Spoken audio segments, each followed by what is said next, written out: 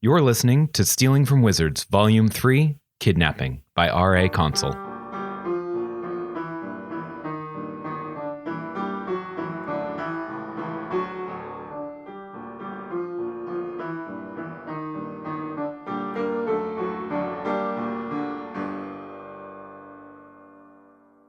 Chapter 23.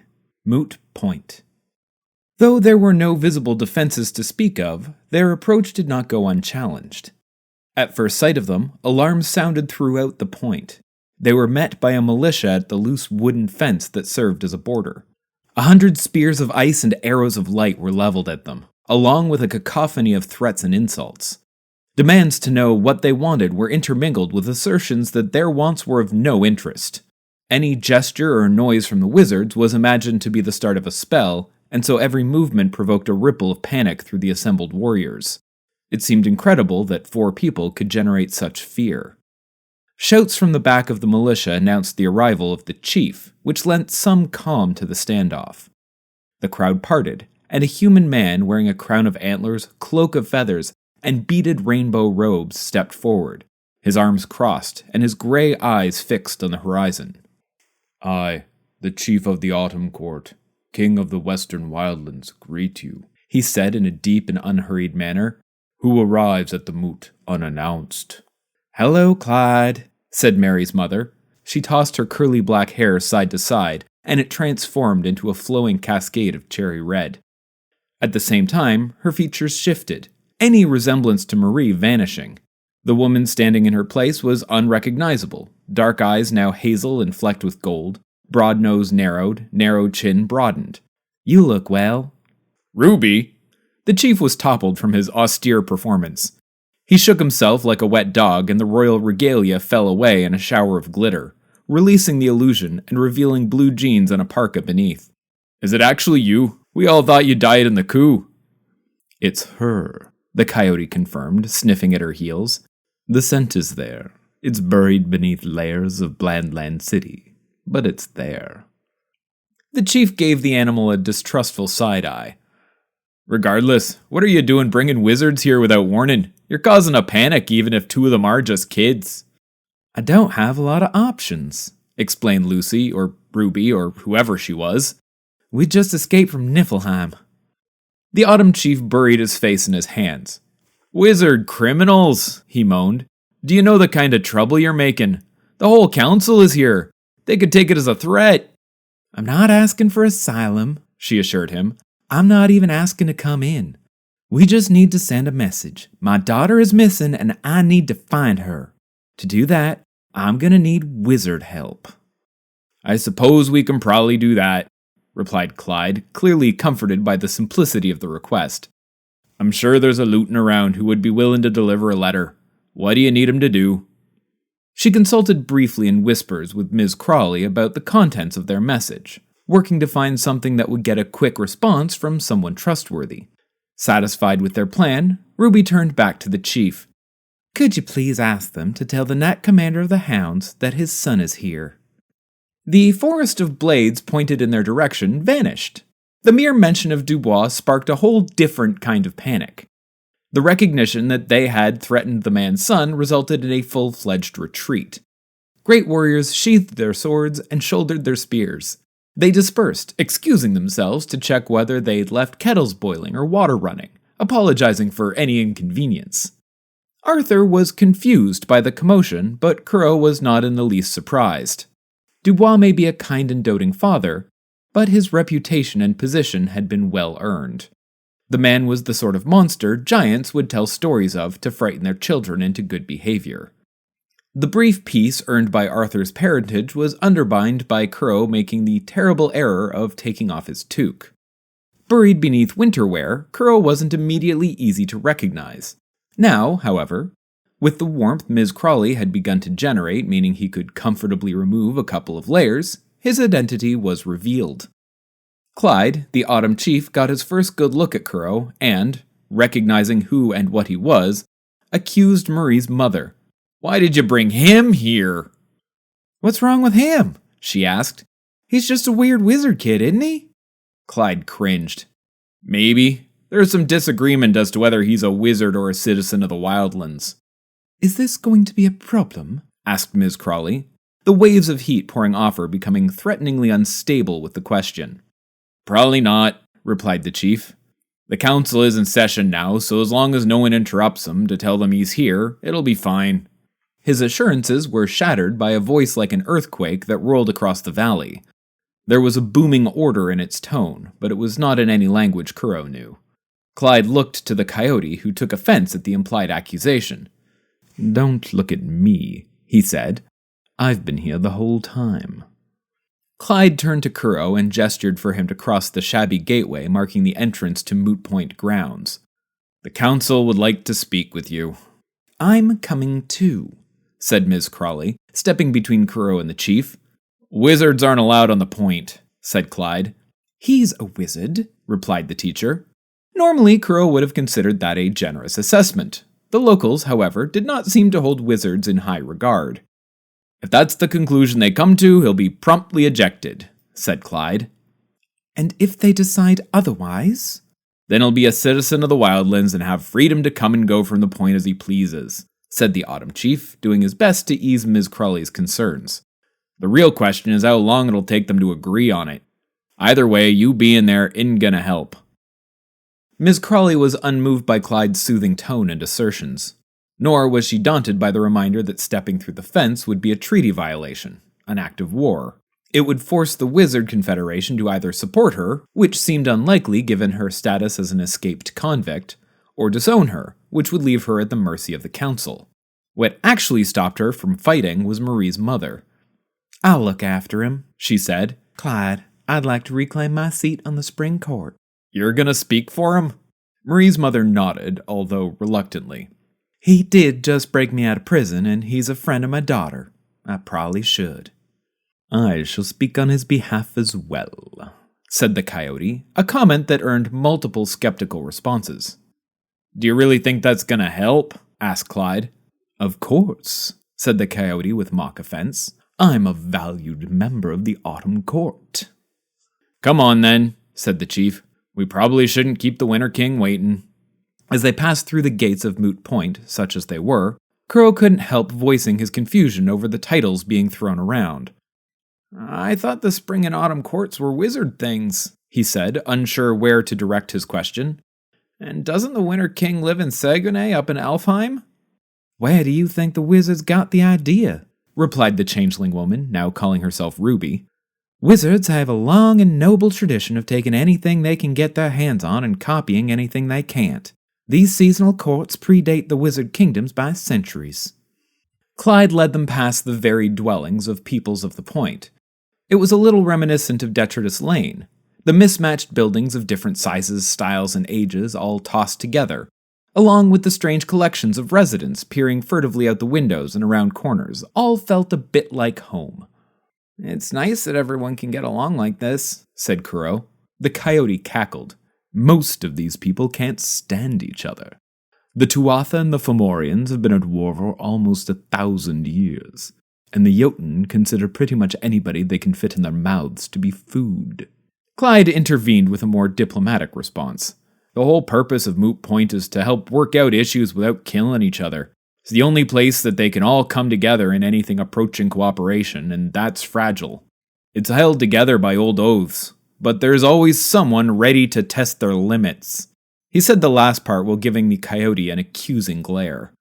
"Is it hard to be in charge?" Kuro asked. "Oh, I'm not in charge of anything here," said Clyde, laughing at the suggestion. "Aren't you the Autumn Chief?" asked Kuro. "King of the Wildlands? You said so." "Only in name," said Clyde. "My ancestors were given that title and sovereignty over these lands by the King of Alfheim after the Jotun Wars. But nobody here actually agreed to it. I'm no king, barely a wizard, and definitely not a chief of anything. Certainly not these people. I'm a graphic designer, cereal boxes mostly. The locals take turns leading the council. It's winter right now, so Mimir is king. These folks just bring me in from the Blandlands to deal with wizards when they show up unannounced or start to test their borders. It prevents a lot of trouble to have a human around with a fancy hat. The whole reason the West is called the Wildlands is because the humans aren't in charge. Oh, hi Bronte!" He interrupted his explanation to wave at a lumbering Cyclops who was gnawing the last of the meat off a huge bone. "Hey, Clyde," replied the Cyclops. "you want to go fishing this weekend?" "I'd love to," said the Chief of Nothing, "but I promised the kids we'd go see a movie." "Next time, then," said Bronte, with a friendly wave, and then he bit cleanly through the bone to lick at the marrow within. The march to the end of the point was observed by half of the residents of it. People of all types wandered up to get a look at the monster in their midst. Kuro could feel every eye on him, some looking with sympathy, some anger, others merely with curiosity. The council chamber was a circular amphitheater housed under a large dome and divided 4 ways. To the north, the tiered seats were blocks of gray stone, the walls and roof made of ice. It was occupied by a grim lot. Fomorians, unseelie fae, and giants. Creatures of the cold and dark, of smoke and shadow. In the center of the lowest tier sat a massive Jotun, a frost giant, gray as the mountain stone, towering above even the others of his kind. He wore a crown of ice on each of his 2 heads and a cape of falling snow.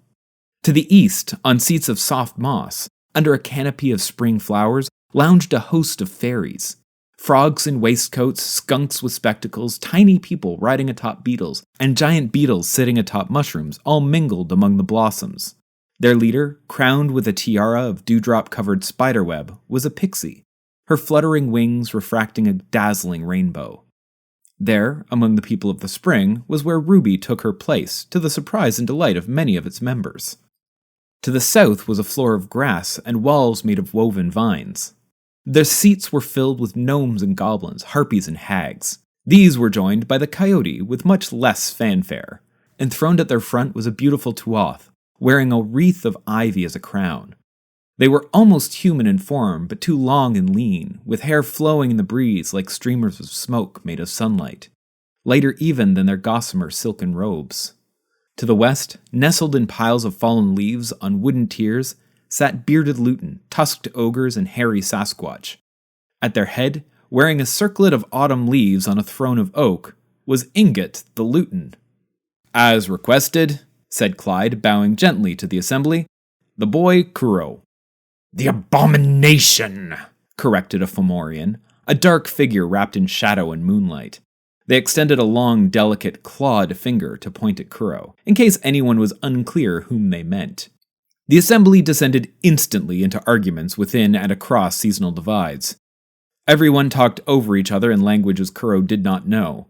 He could make little sense out of the noise. Most seemed to be continuing arguments they'd been having for years, and he was being thrown into the middle without a primer. It felt suddenly like being back at school. While the members of the 4 courts shouted across the chambers, the enthroned Jotun remained silent and motionless, sitting like a mountain unaffected by the clamor below. One head seemed to be taking in all the arguments, the other stared at Kuro, observing every blotch of unevenly brown skin, tangled bit of hair, an inch of pathetic stature.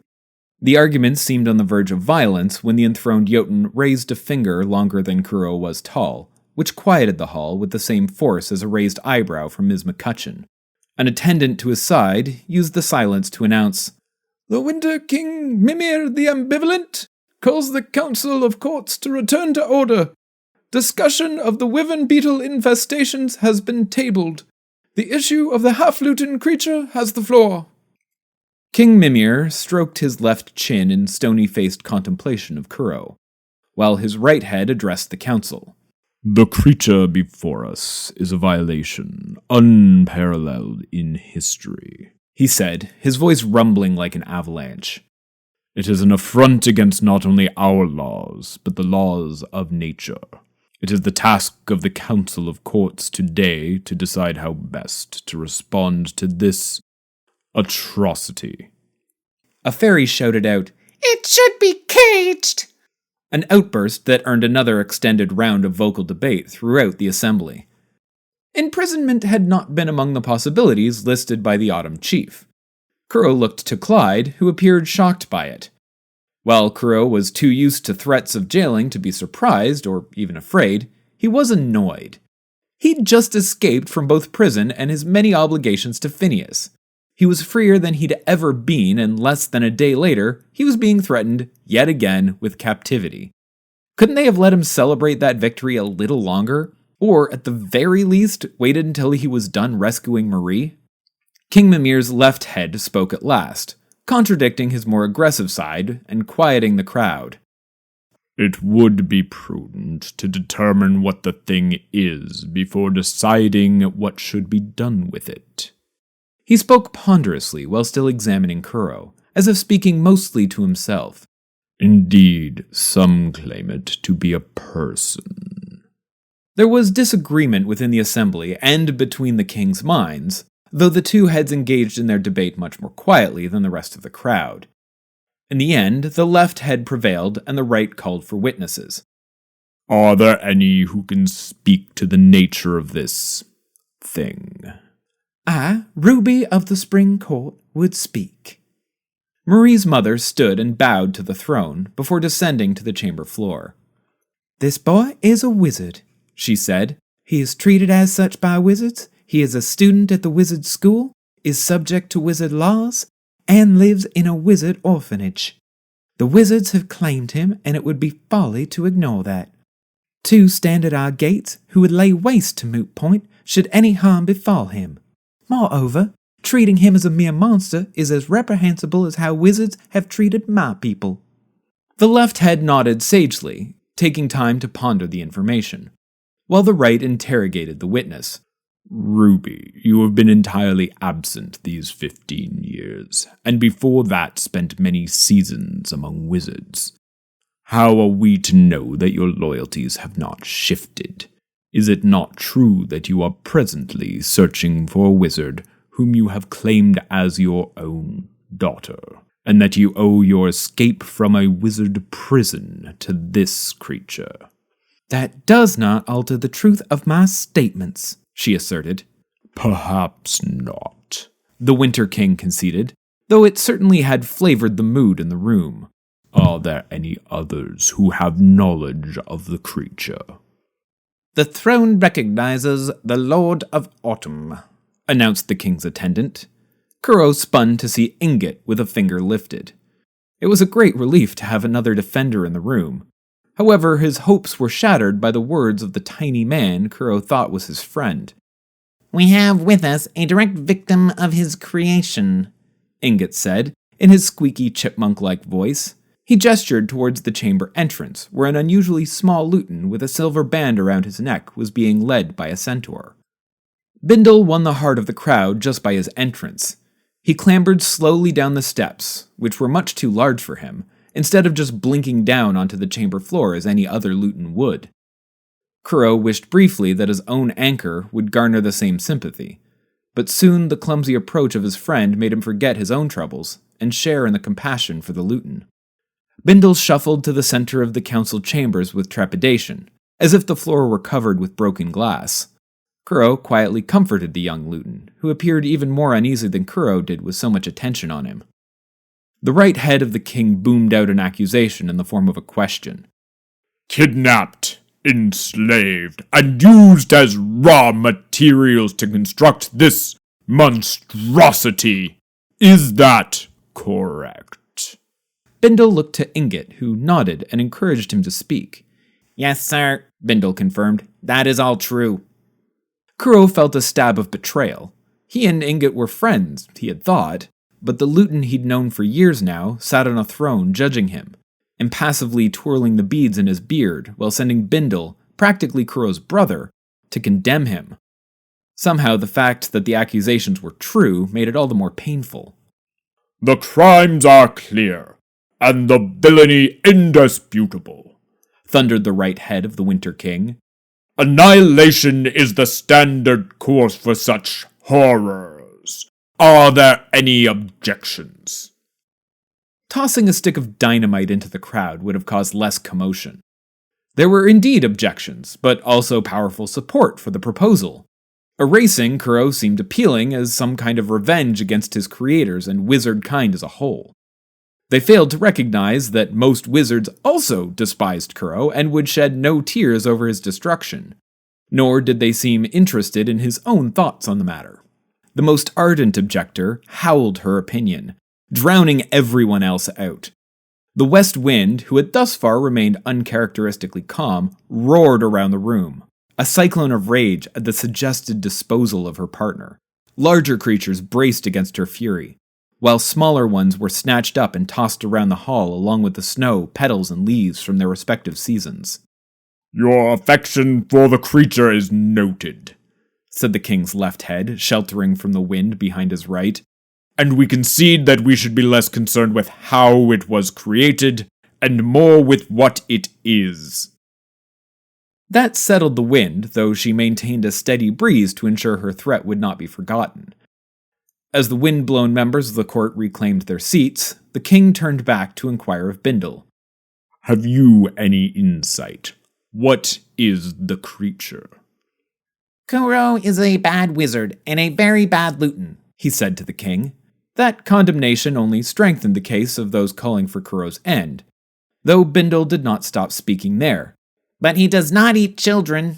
He rescued me, and he did not have to. He gave me cake, and he did not have to. Kuro couldn't help but smile that his strange little friend had presented the two last points as equal in importance. Even the Winter King appeared moved by the defense. It was clumsy and confusing, but so earnest it could not be ignored.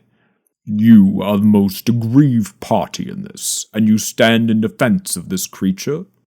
You were dissected and enslaved. You stand now shackled, denied the freedom that is the birthright of your kind, because of him." Mimir's right side said as if demanding the Luton express the same rage as him. "Yes, Kuro is a good monster," confirmed Bindle. "He keeps his promises." Something about that last statement affected the assembly. Murmurs of approval and reconsideration washed around the room as Bindle retreated to a place beside the autumn throne, where Ingot comforted him and complimented him. Kuro wondered at Ingot's intentions, what side he was on, and what the sides even were. He understood these people even less than he did humans, and could not begin to guess what they considered a convincing argument. "Is there anyone else who wishes to be heard on this matter?" said the right head, while the left tipped from side to side, as if observing Kuro from the correct angle would resolve whatever uncertainty he was wrestling with. "I would be delighted to speak," said the coyote, bounding into the center of the hall and bound deeply to the leader of each season, starting and ending with the current king. "As my respected colleagues no doubt recall, we have debated this Kuro extensively, but only in the abstract. In the theory and principle, I thought that was deeply unjust and took it upon myself to visit him, personally, last winter solstice." The coyote told the story of his encounter with Kuro, from the meandering journey through the snow to reach the Cook farm to an extended history and culinary critique of the chickens there. He pranced, told jokes, delighted in entertaining those willing to be entertained, and thrived under the scorn of those who would not. His tales several times nearly reached the point of including Kuro before rocketing off on some other tangent of dubious relevance. A revolt was about to boil over and eject him from the room, the coyote having consumed far too much time with far too little substance. That did not seem to concern the coyote in the least. However, he appeared to catch a scent on the air, and a twitch on his ear towards the door indicated he could hear something others could not. He stopped his prancing and sat, proud and upright, next to Kuro and said, "In conclusion, I can attest without doubt or hesitation that this child is..." He paused to build suspense. "Kind." "Why did you do that?" Clyde grumbled to the coyote. "You just made them angrier." "Well, someone had to," he replied. "The defenses so far have been so brief that I had to fill twice the time I was expecting." "You were stalling?" asked Kuro. "Why?" "Because unlike some, I can smell what's on the wind," he muttered with mischievous glee. Then, addressing the whole room, he said, "Thank you for your time and consideration." He bowed again and trotted back to his seat in the grass. King Mimir grew and shrank with every breath, his fists twitching as if barely resisting the urge to smash the coyote into paste. "Is there anyone else?" he said through clenched teeth that pleaded with the assembly not to take the coyote's performance as encouragement. At that moment, 3 small foxes, one red, one white, one black, entered the chamber. They moved in perfect synchrony, bouncing gracefully down the steps and crossing the council floor to the feet of the Jotun king. They made no noise or aggressive motion, yet the mere presence of those 3 small animals created more tension in the room than the most ferocious giant in the hall. "Who are they?" whispered Crow. "Eyes of the Norns," said Clyde. "Eyes of the who?" asked Crow. "The Norns," he repeated. "Seers, witches, Moirai, not the sort of people you want to anger. Don't they teach you anything in school?" At that moment, Crow wasn't sure that they did. He'd spent years learning the names of long-dead wizards and how to calculate the volumes of 12-dimensional objects, but had not a single lesson on the Council of Courts, Jotun Kings, or these Norns. "Are they dangerous?" Crow asked, looking around the hall at a collection of creatures of unfathomable strength and power, all vigorously working to avoid drawing the attention of these apparently ordinary foxes. "Not in the way of wizards," Clyde replied quietly. "They don't wage war or scorch the earth.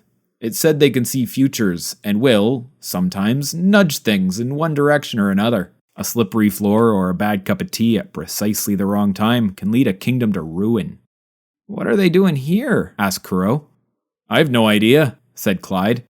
"If they're here, then they think history turns on this moment. It's weird that they're letting themselves be seen, though. They're putting their thumb on a scale." "Is that bad?" asked Crow. Clyde shrugged. "Who can say? It might not matter for a century and may have nothing to do with you. But it does mean folk are going to behave themselves. Nobody's foolish enough to annoy a Norn." The only action the foxes took was to lay a small strip of fabric, which the white fox had been carrying in her mouth, at King Mimir's feet, before retreating to the outer tiers of the chambers to watch in silence. It was the first time the council had been truly silent. Folk seemed afraid to breathe for worry of offending the Norns, and spent time quietly fretting about potential future encounters with loose rocks rolling underfoot and starting a chain of events that would ultimately end their bloodline. Mimir, however, attended only to the piece of cloth. It was barely a postage stamp in his palm, and all 4 of his eyes peered at it as if reading. Upon completing his analysis, he raised a querying eye to the foxes, who nodded a confirmation. The Winter King held aloft the small square of cloth, pinched between the glacier-like fingernails of his thumb and forefinger, for the assembly to see. From any distance, it was just plain gray. Kuro was close enough, though, to make out some detail, and familiar enough with the pattern to know it with certainty. It was a strip of detritus tartan. "The creature Kuro is claimed by the path of the lost," announced the right head of the king. The left nodded, showing the first clear agreement between the two. "It is not under our jurisdiction. We have no authority in this case." The pronouncement displeased everyone, which to Kuro seemed a positive outcome. Those who wished to claim him as one of their own appeared as unhappy as those who wanted him exiled or obliterated. King Mimir, the ambivalent, did not appear to care about their opinions, however. His right head inspected his fingernails, awaiting their next item of business, while the left head returned to inspecting Kuro. "We have not heard from the creature in question," he said, making no effort to gain the attention of the council, instead speaking directly to the boy. "I would have your opinion on the matter. Kuro of the Lost, what are you?" Kuro stammered to find anything at all. He wasn't a human or a Luton. He could barely be considered a wizard, and despite going to school and living at an orphanage, he wasn't really an orphan, and struggled constantly with being a student. He had been a thief and a beggar, but those seemed inadequate. Those things had made him what he was, but neither were sufficient to describe what he had become. He was a mess of a thing, and could hardly argue with those who called him an abomination. "I'm sorry," was the first sensible thing he managed to spit out. "I don't know who or what I am either.